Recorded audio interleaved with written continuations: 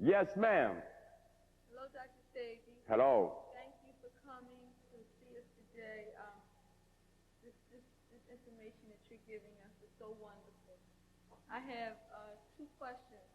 One is water.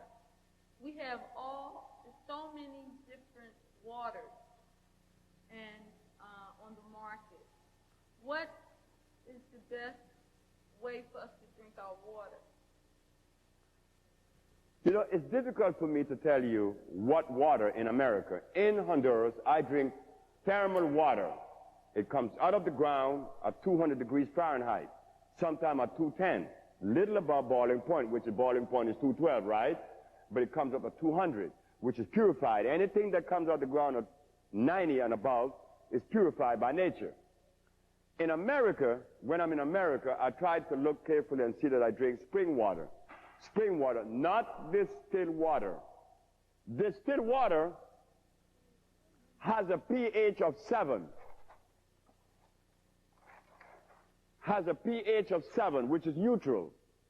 It's not good to drink because it will rob you of your minerals. Spring water has the minerals. The dissolved solids are high. So when you buy your water, buy spring water. Don't buy purified water.